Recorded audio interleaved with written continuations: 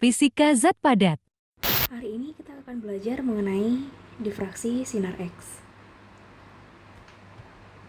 Sebelum ke difraksi sinar X, kita remind dulu tentang apa itu yang dimaksud dengan difraksi.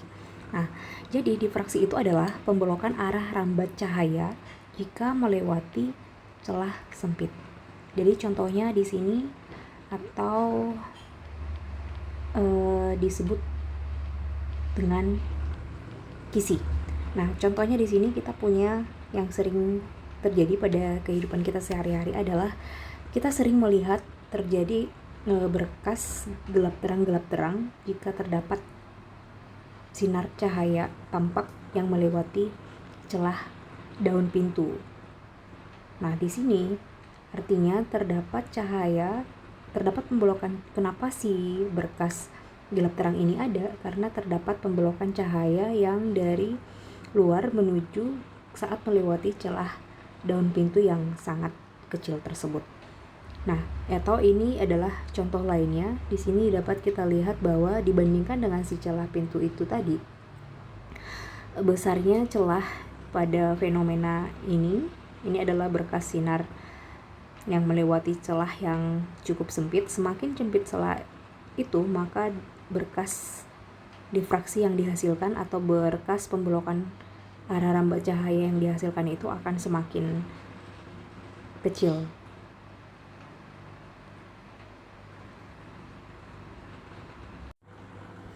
Pertanyaannya sekarang adalah, apakah cahaya tampak saja yang mengalami difraksi? Nah, jawabannya pasti tentu tidak. Jadi sinar X juga akan mengalami difraksi, itulah yang kita kenal dengan difraksi sinar X.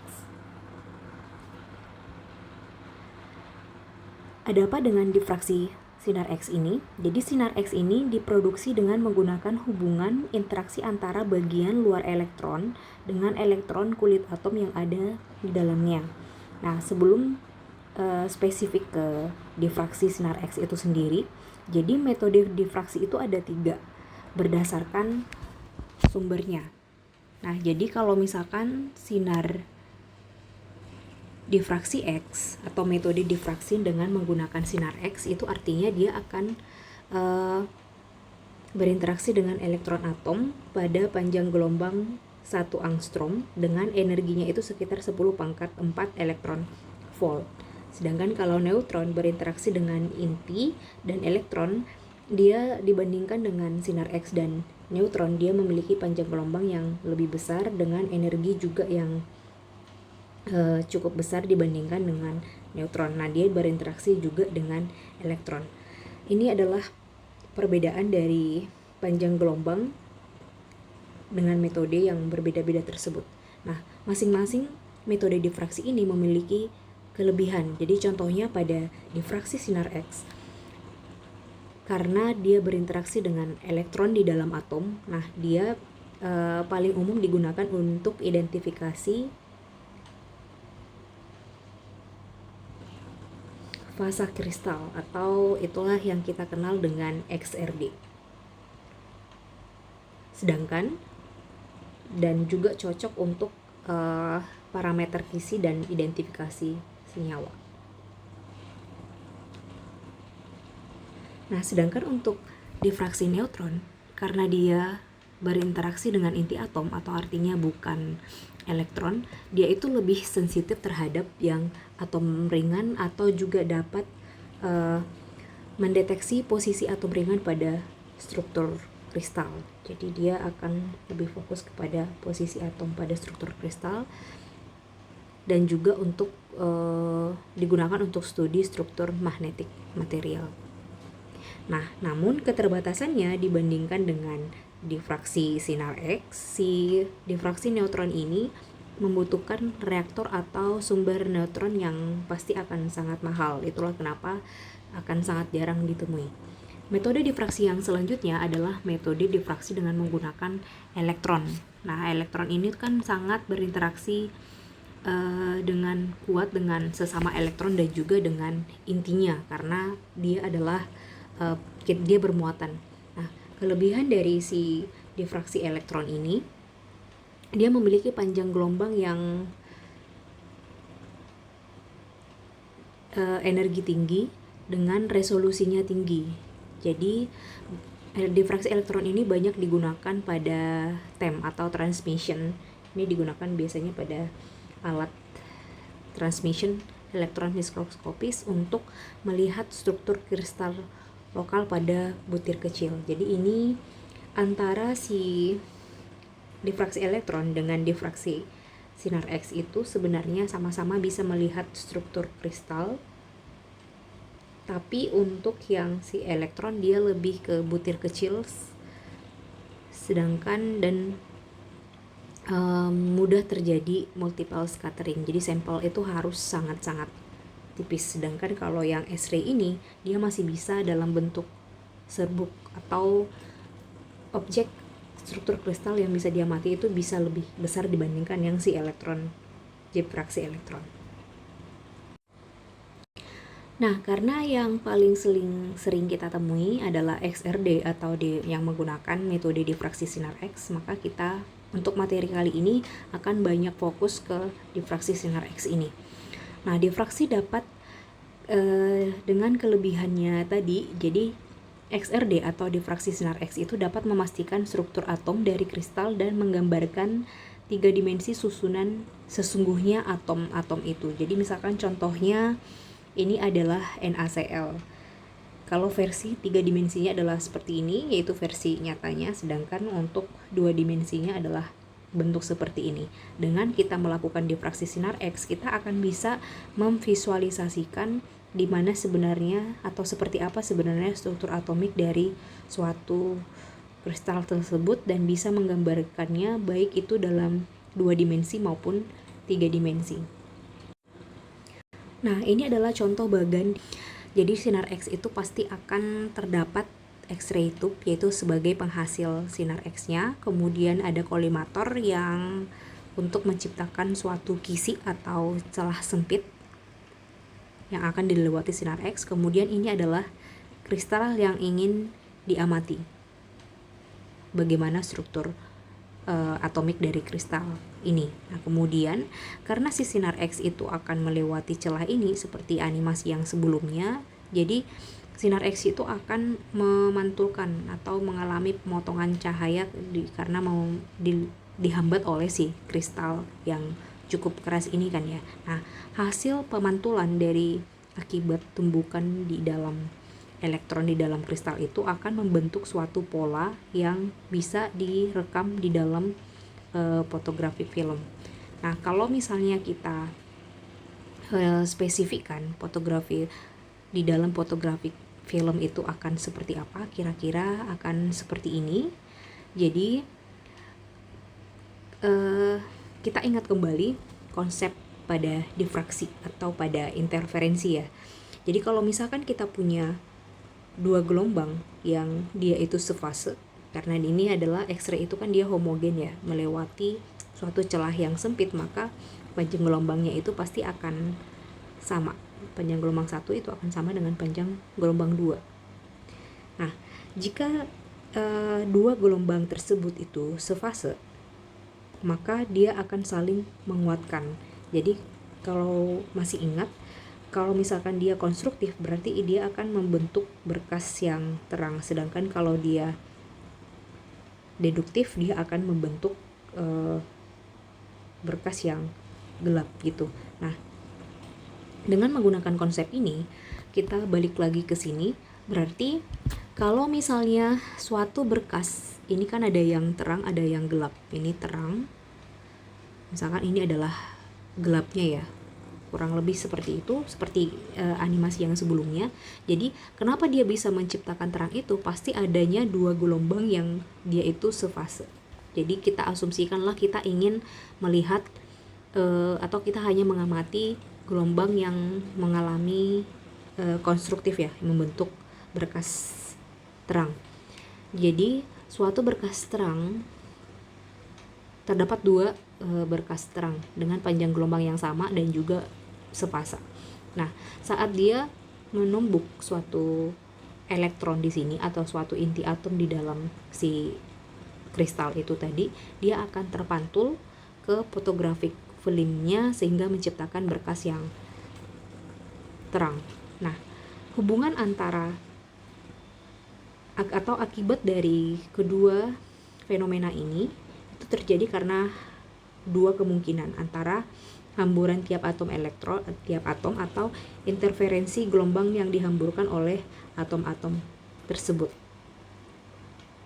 Nah, hubungan antara jarak antara kristal atau atom pada kristal itu dengan atom yang selanjutnya atau di bawahnya sehingga membentuk berkas terang itu ditemukan oleh si Bragg-Law, di mana dia menyebutkan n-nya itu adalah lambda, n dikali lambda sama dengan 2D sin theta. Nah, n-nya ini nanti adalah bilangan bulat yang dimulai dari 1, 2, 3 dan seterusnya, yang menunjukkan adalah ada berapa berkas terang yang tercipta di photographic film.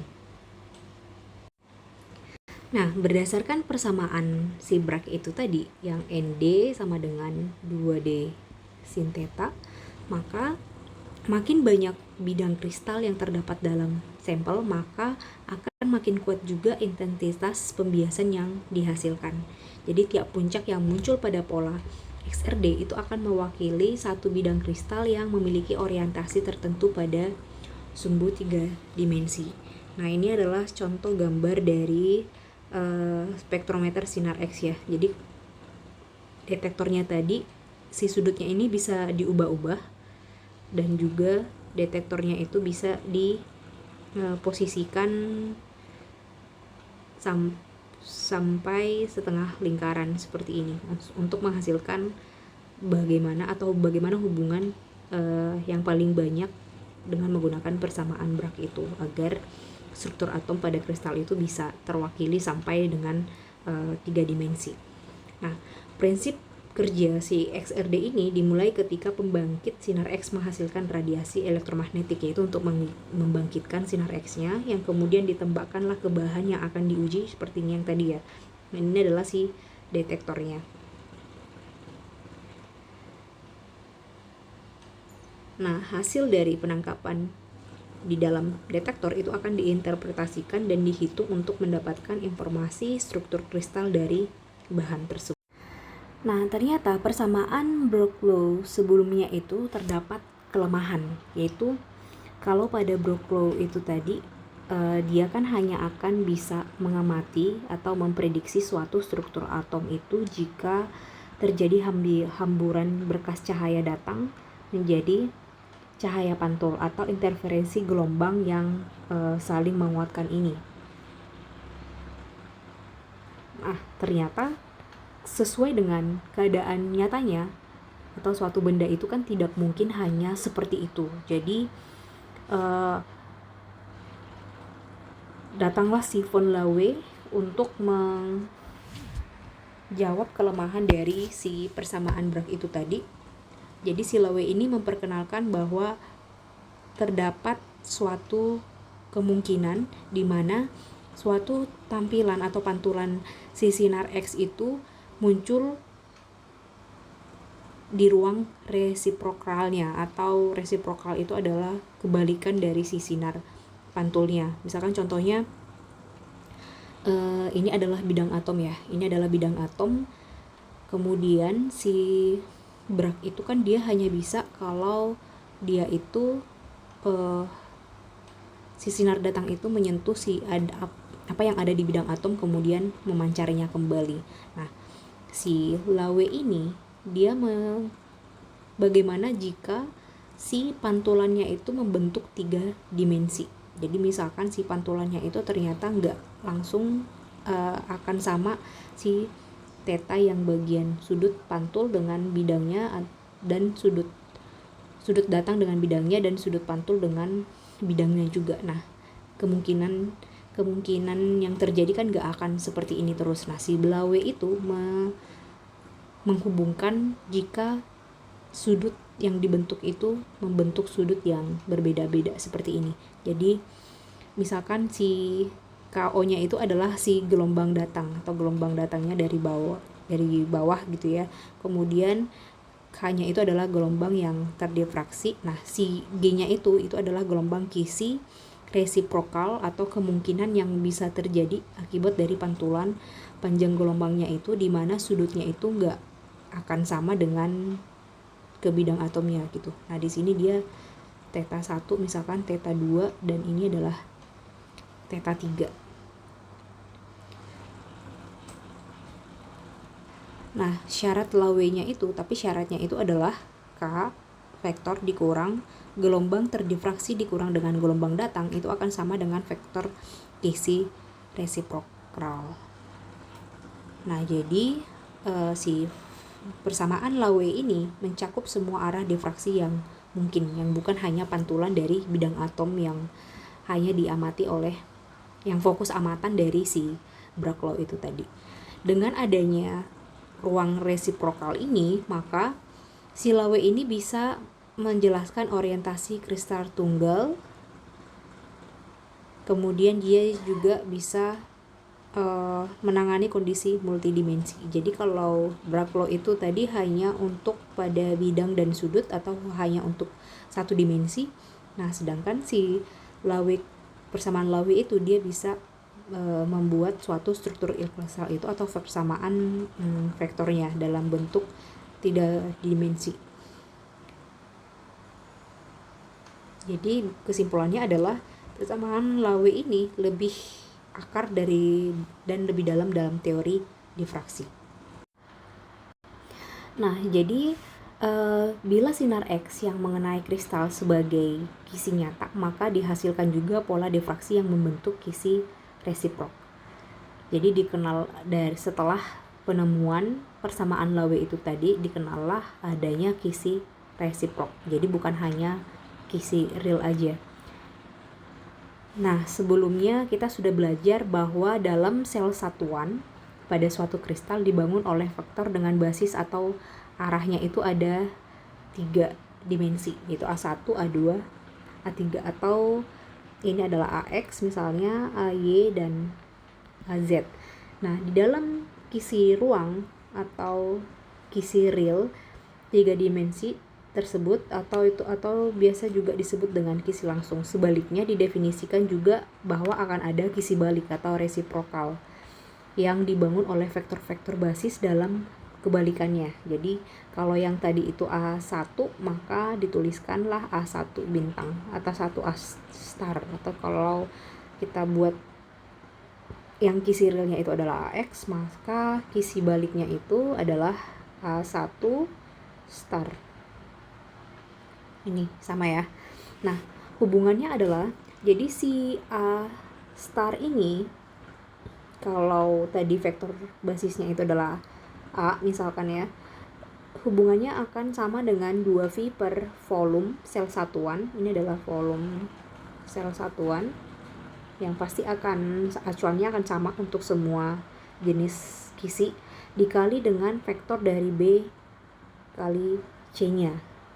Nah, untuk yang selanjutnya juga sama. Jadi volumenya, sedangkan volumenya itu adalah ya volume si sel satuannya. A dot B cross C.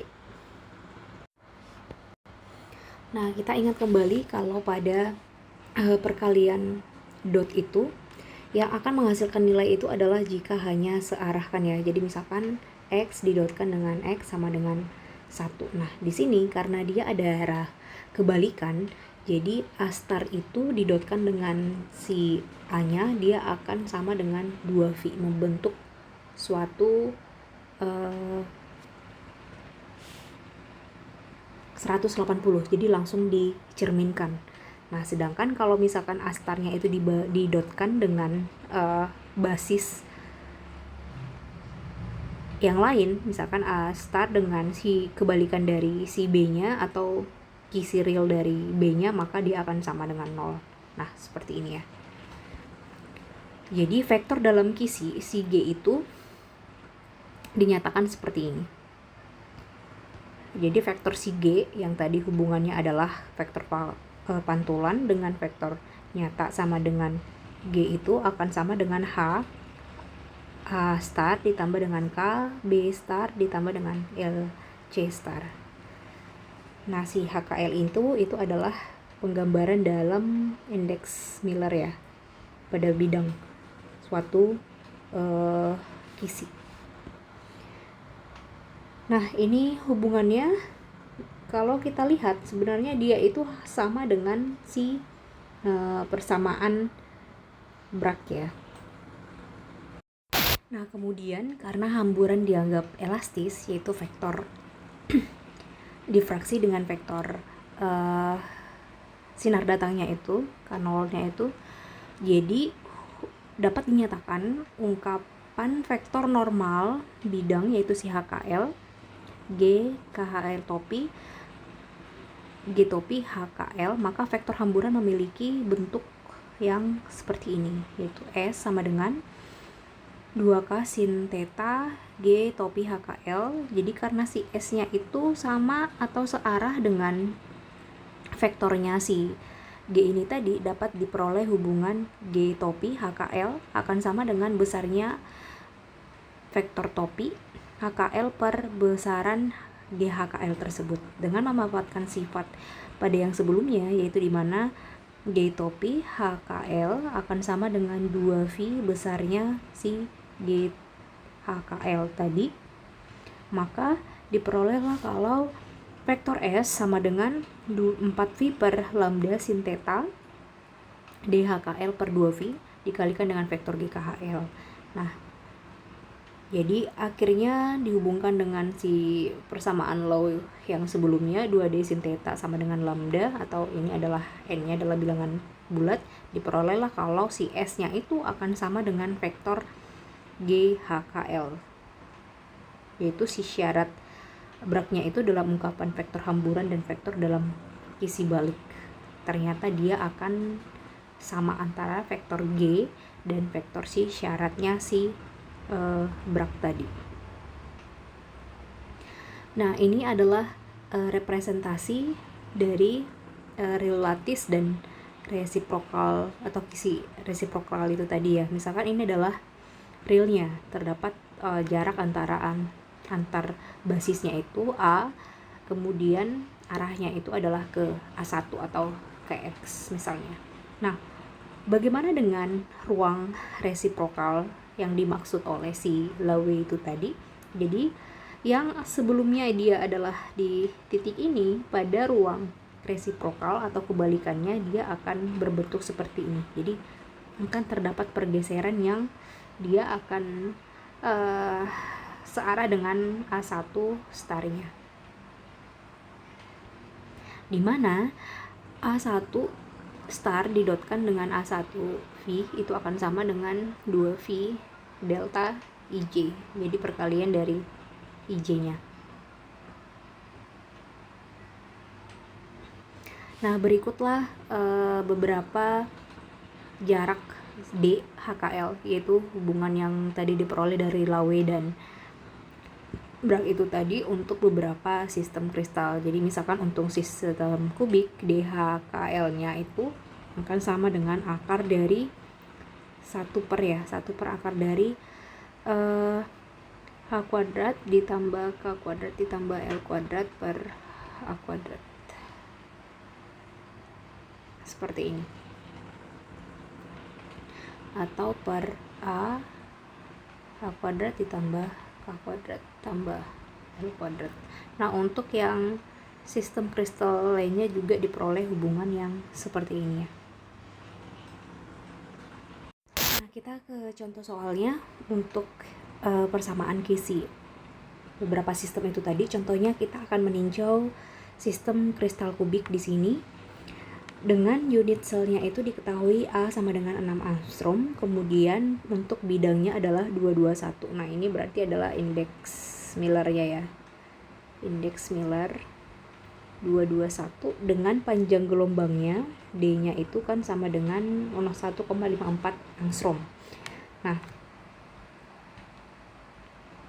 pada sistem kubik tadi diketahui kalau D HKL itu kan akan sama dengan 1 per akar dari H kuadrat ditambah K kuadrat tambah L kuadrat per A kuadrat. Nah, ini kita hilangkan akarnya, berarti pangkat 2, ini pangkat 2, jadilah diperoleh bentuknya menjadi 1 per D kuadrat sama dengan H kuadrat ditambah K kuadrat tambah L kuadrat per A kuadrat, seperti ini. Nah, karena di soal sudah diketahui untuk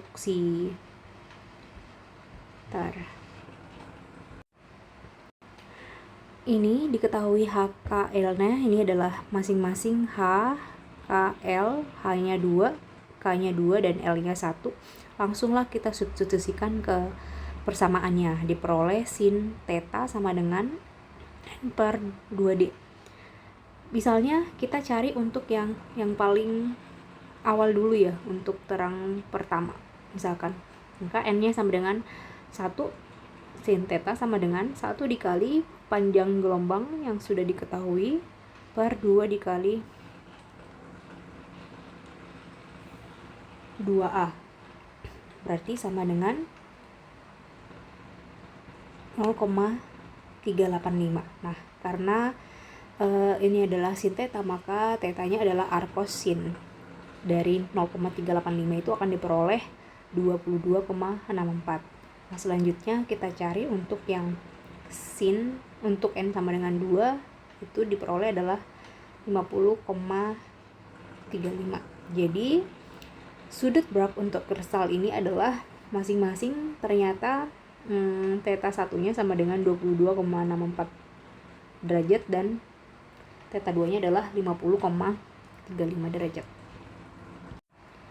Jadi kesimpulan yang diperoleh sampai sejauh ini dari persamaan Laue dan si Bragg itu tadi dapat diperoleh, yaitu yang pertama, posisi puncak diffraksi pada sudut theta tertentu, jarak antar bidang adalah ditunjukkan dengan D HKL-nya.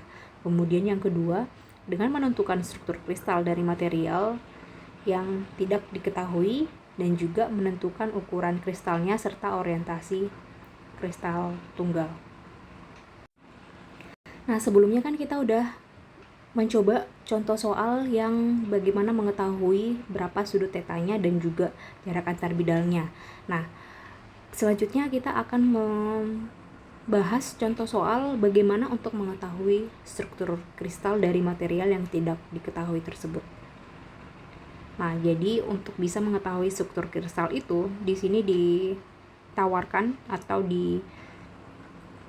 dijelaskan struktur faktor dalam jumlah vektor amplitudo dari semua atom dalam sel satuan, yaitu seperti ini. Jadi terdapat faktor hamburan, di mana faktor hamburan itu adalah disimbolkan dengan FHKL dengan sigma dari J sampai ke N. Faktor hamburan atom ke J, E pangkat 2 VI H XJ ditambah KYJ ditambah LZJ. Ini kalau dia ada di sumbu J atau posisinya itu adalah dalam satuan searah dengan J. Sedangkan HKL itu adalah indeks Miller bidang diffraksinya. Nah, jika kontribusi antar atom saling meniadakan atau melemahkan tadi ya faktor membentuk berkas, ini kan berkas gelap ya, maka FHKL-nya sama dengan 0. Nah, inilah yang menyebabkan adanya extension atau absesi sistematik pada puncak tertentu. Jadi misalkan struktur kristal yang kita pelajari itu kan ada SC, ada ini untuk si BCC, ini untuk si FCC. Nah, pada simpel kubik, kalau kita ingat kembali, dia kan yang hanya pada ujung-ujung ya, seperti ini. Nah, pada simpel kubik ini kan hanya ada satu atom di posisi 00. Posisi itu koordinat, jika koordinatnya di sini atau biasanya di sini ya. Di sini adalah 0,0-nya. Maka faktor hambur pada bidang diffraksinya itu adalah F, faktor hamburnya didotkan dengan E pangkat 2 VI 0. Jadi F-nya pasti nilainya tidak akan sama dengan 0, yang artinya semua kemungkinan untuk indeks Miller pada HKL-nya itu akan diizinkan karena nilai dari faktor hamburnya itu tidak akan sama dengan 0. Jadi kemungkinan HKL-nya nilainya akan sembarang untuk yang simple kubik. Sedangkan untuk yang body center, yang kalau seperti ini, dia ada di tengah juga, 1. Nah, berarti akan ada 2 atom dalam sel yang 00 dan juga akan ada di setengah, juga di tengah ya, karena ada di tengah itu. Maka struktur faktornya adalah seperti ini. Jadi dengan mensubstitusikan bahwa nilai HKL yang genap itu akan diizinkan, sedangkan kalau nilai HKL-nya ganjil itu tidak diizinkan. Jadi misalkan contohnya misalkan puncak 1 atau puncak yang mungkin itu adalah 110 karena genap kan ya, atau puncak selanjutnya adalah 200, 211, 220 dan seterusnya selama dia adalah genap.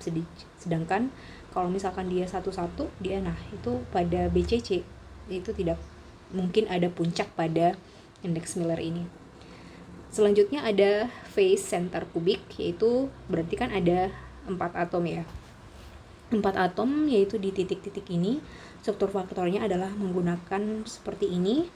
Hasilnya setelah substitusi itu bahwa jika HKL semuanya genap atau semuanya ganjil maka itu akan diperbolehkan. Sedangkan jika HKL-nya sama dengan 0 itu tidak diperbolehkan. Jadi kemungkinan pada FCC itu 00 itu tidak mungkin ya, berarti ya tidak boleh sama dengan 0. Berarti yang mungkin terjadi itu adalah 111, kemudian bisa 200, 220 dan 311 dan seterusnya gitu, selama dia genap atau semuanya ganjil.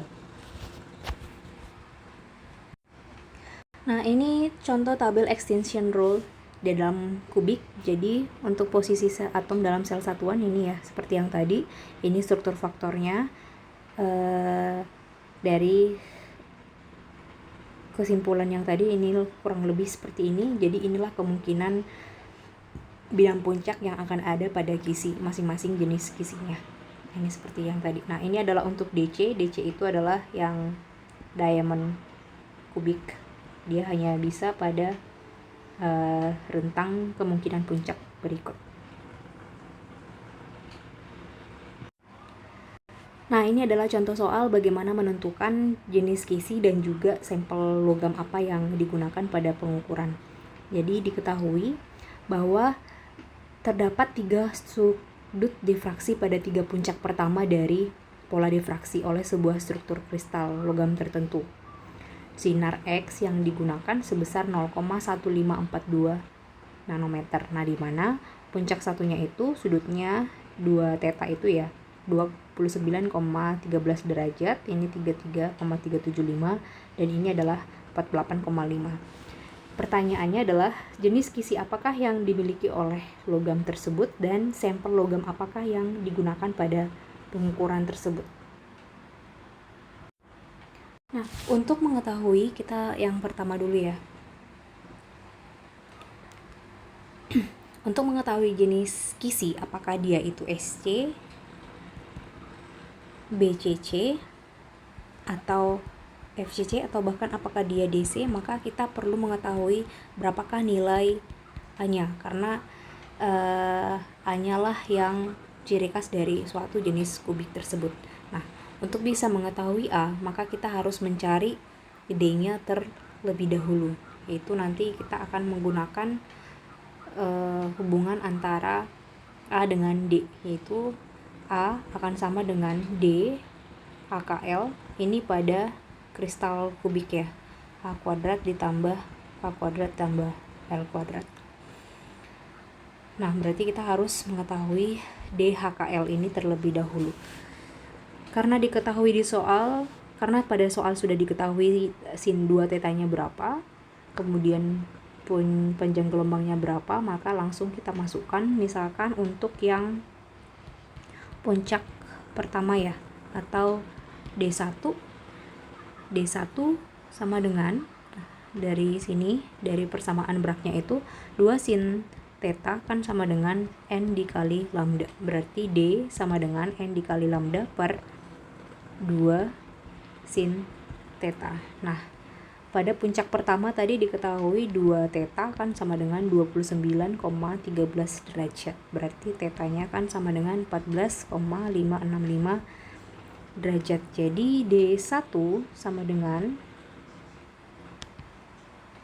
N sama dengan 1 dikali panjang gelombangnya diketahui 0,15422 dibagi dengan 2 sin, masukkan yang ini 14,565 derajat, maka akan diperoleh 0,3066 nanometer. Nah, itu untuk yang puncak 1. Selanjutnya kita cari untuk yang puncak yang kedua atau D2, maka dengan cara yang sama. D2 sama dengan kita pakai D2-nya akan sama dengan 1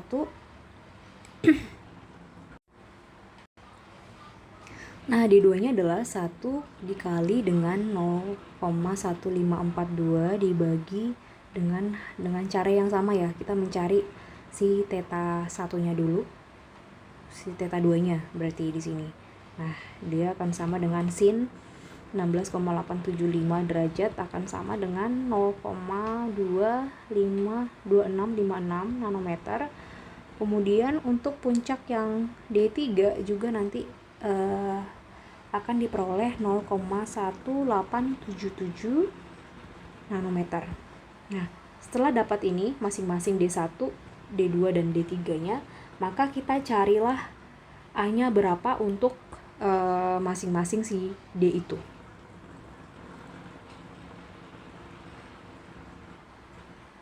Nah, untuk mencari lebih tepat di mana nanti si atau berapa jenis kisi apa sih percobaan yang dimaksud, maka kita carilah A1-nya masing-masing. Nah, A1-nya tadi pada kisi SC untuk kemungkinan puncak yang pertama kan adalah 100 ya.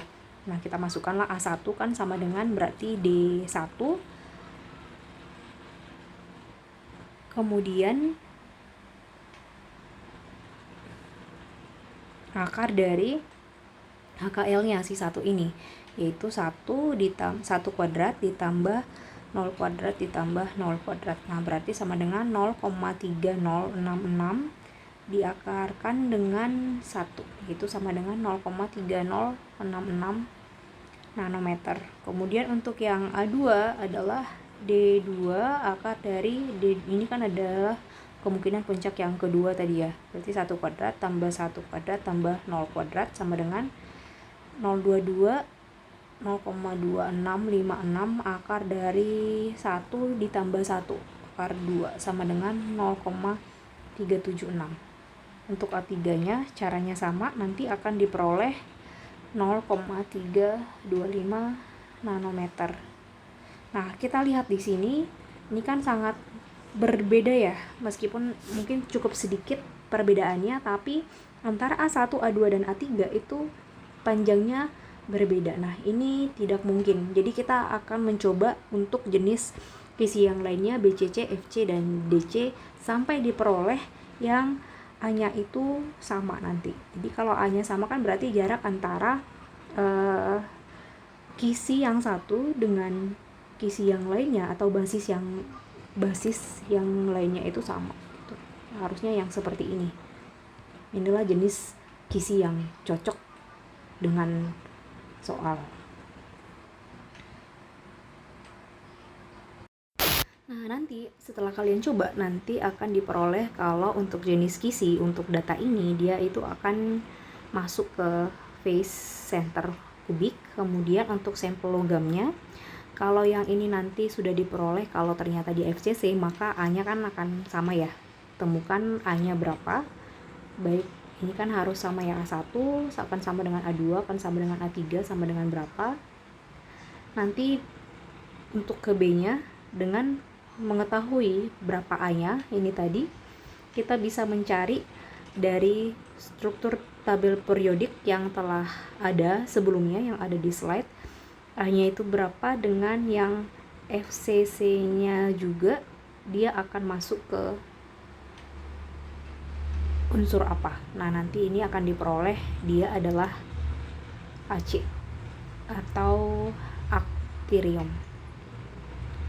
Nah, tugas kalian adalah membuktikan kalau ini adalah FCC dan ini adalah AC juga. Gitu ya. Sekian untuk materi hari ini. Selamat